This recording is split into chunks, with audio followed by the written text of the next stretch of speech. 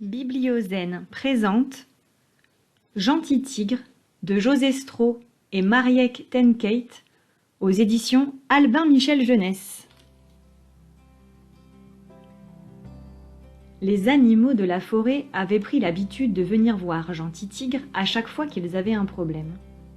Car Gentil tigre trouvait toujours une solution. Aussi, bien qu'il fût très tôt ce matin-là, une longue file d'animaux attendait déjà devant sa porte.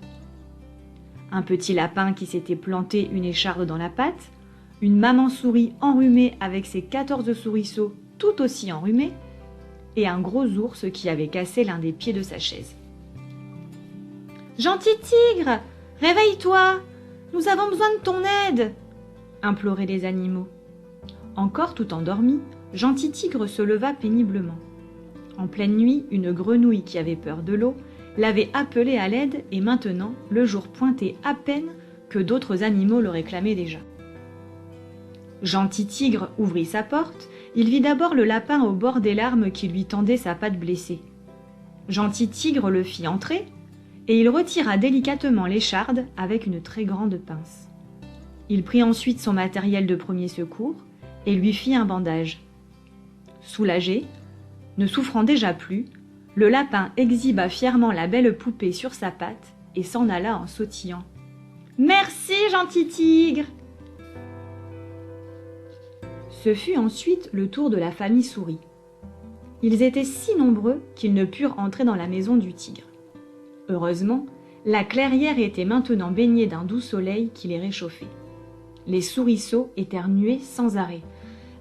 Tchou! Tchou!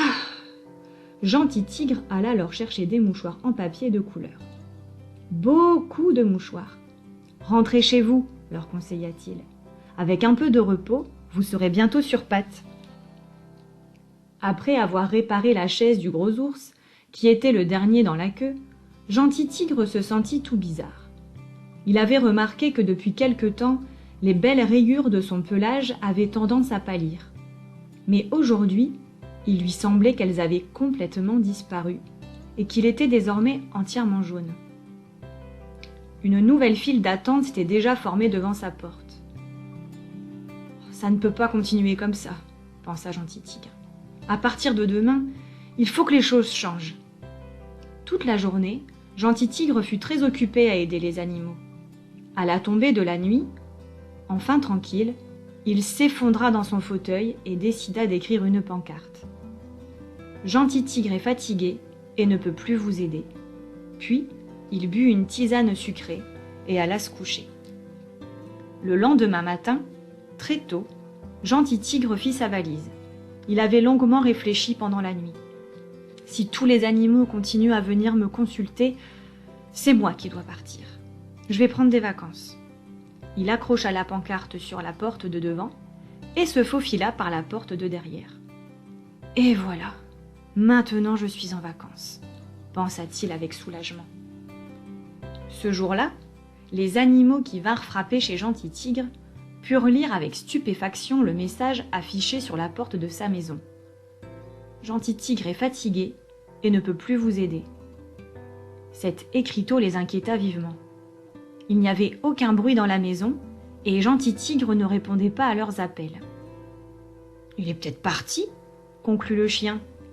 Quelques animaux désorientés attendirent toute la journée que Gentil tigre se décide à leur ouvrir. Mais Gentil tigre ne réapparut pas. Il était déjà loin. Une fleur derrière l'oreille, il se dorait le pelage sur une plage. Après quelques jours, un petit groupe se réunit. Le chien prit la parole. « Nous avons trop demandé à Gentil tigre. Nous aurions dû le laisser tranquille. Mais si on organisait pour lui une belle fête, il accepterait certainement de nous revoir. On pourrait lui préparer un grand gâteau à la crème fouettée et décorer sa maison de 1000 guirlandes. » Pendant qu'il parlait, les 14 souriceaux ne cessaient de bâiller. Certains somnolaient déjà. Ils étaient presque guéris, mais leur nez était encore un peu rouge. Ils proposèrent pourtant avec enthousiasme de confectionner des guirlandes. « Mettons-nous au travail !» décida le chien. Les animaux s'aperçurent très vite que Gentil Tigre était bel et bien parti. Mais ils ne renoncèrent pas pour autant à préparer leur petite fête. Leur ami ne tarderait sûrement pas à revenir. Alors qu'il posait la dernière guirlande, un petit écureuil courut apporter la nouvelle. Il annonça tout essoufflé. « J'ai vu Gentil Tigre dans les bois, ses valises à la main. Il arrive !» Gentil Tigre, en effet, avait eu envie de rentrer. Ses amis animaux lui avaient beaucoup manqué. Et puis, les rayures sur son pelage étaient réapparues, plus noires que jamais. Quand il arriva chez lui, il vit immédiatement les guirlandes et les lampions suspendus. Il découvrit aussi une nouvelle pancarte accrochée à sa porte. Gentil Tigre trouve des solutions à vos problèmes. Consultation seulement entre 2 et 3 heures de l'après-midi. Gentil Tigre pensa qu'1 heure ne suffirait pas à s'occuper de tous, surtout que finalement, il aimait bien aider les autres. Soudain, il fut entouré par une foule d'animaux. « Surprise! Surprise! Une belle fête pour que tu ne sois jamais plus fatigué de nous !»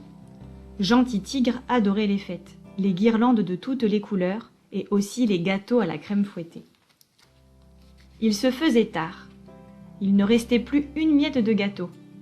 La fête était finie et les animaux étaient tous rentrés chez eux. Gentil Tigre eut une idée. Il prit une pancarte pour y écrire un nouveau message, puis il la suspendit au-dessous de l'autre. Au matin, les animaux pouvaient lire sur la porte du tigre « Gentil Tigre trouve des solutions à vos problèmes, consultation seulement entre 2 et 3 heures de l'après-midi. Mais en cas d'urgence, Gentil Tigre est toujours disponible. »